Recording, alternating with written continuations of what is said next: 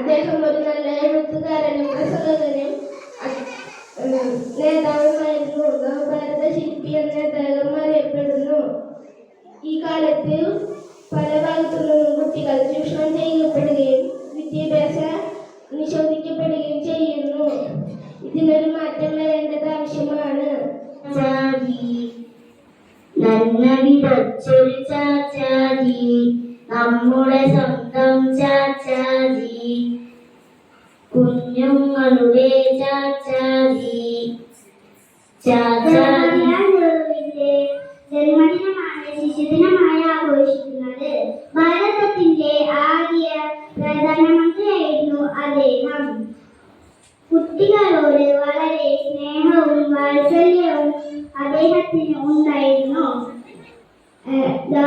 വരുന്നു ചാച്ചാജി, നമ്മുടെ സ്വന്തം ചാച്ചാജി, ചാച്ചാജിയുടെ ജന്മദിനം. ചാച്ചാജി ചാച്ചാജി, നമ്മുടെ സ്വന്തം ചാച്ചാജി. ചെളിയും മണ്ണും വാരിക്കൊണ്ടിരുന്ന ശ്രീയുടെ കുട്ടിയാകാമെന്ന് വിചാരിച്ചു. കുറച്ചു നേരം കഴിഞ്ഞപ്പോൾ ശ്രീ ഓടി വന്നു. ശ്രീ കണ്ടത് ഇന്ത്യൻ പ്രധാനമന്ത്രിയുടെ മടിയിലിരുന്ന് കളിക്കുന്നതാണ്. ശ്രീ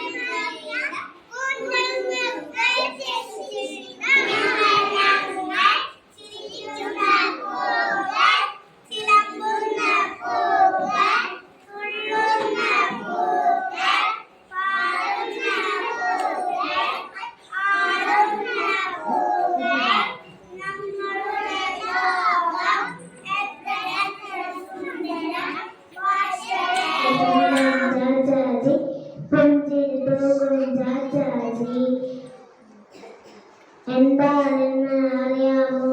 ശിശുദിനം എന്തെന്നറിയാമോ? കൊണ്ടാടുന്നൊരു പൊൻസുദിനം നവംബർ മാസം 14, ചാച്ചാജിയുടെ ജന്മദിനം.